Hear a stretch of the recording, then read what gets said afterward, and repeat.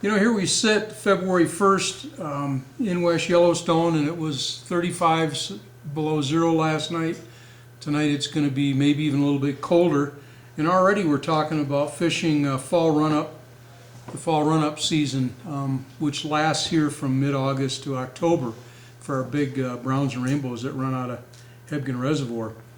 And we've designed a fly that we call the Baker's Hole soft hackle after Baker's Hole down here in the Madison. It's got just exactly the right amount of weight to get it down to the level to take those shy lake run fish.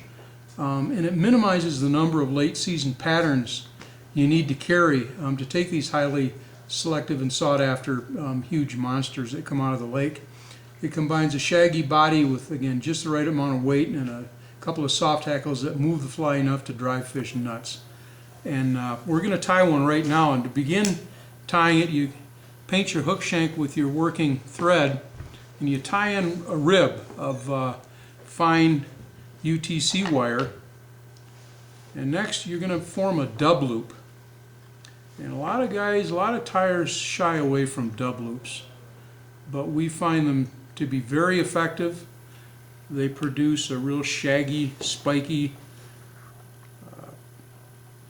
body with a lot of sheen, one that moves, if you will, with the currents and reflects a lot of light. So you take your dub loop and insert your dubbing, and this is Hydropsyche tan dubbing. It's got a Zelon base to it with some hare's mask or some tan rabbit. And again, just form a dub loop with that material. Next, carry this forward up the shank of the hook. Notice what a buggy body we're getting in a real shaggy, robust body. Bring that forward about 2/3 of the way up the hook shank and tie it off here. Next, trim your dub loop out of the way.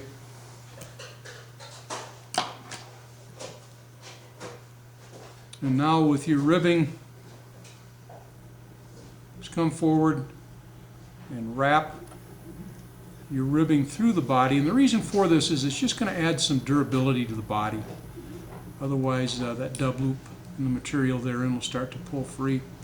If you want to shag it out a little bit more to free some of those fibers that were bound down by your ribbing material, do so at this time.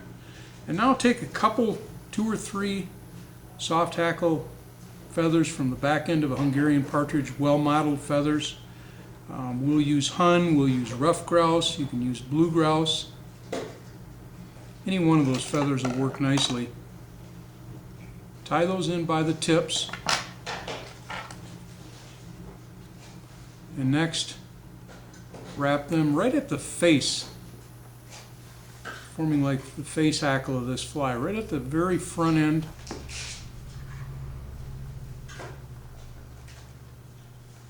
A couple wraps is all you need. Next, tie this off.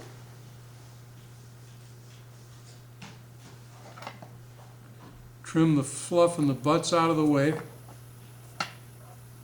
Sweep it back and form a nice little head there with your working thread. And now just simply whip finish. And there you have the finished Baker's Hole soft hackle.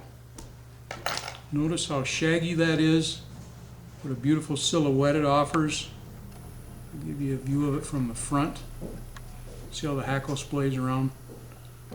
Nice neat fly, a very effective fly, weighted just enough for those fall run fish.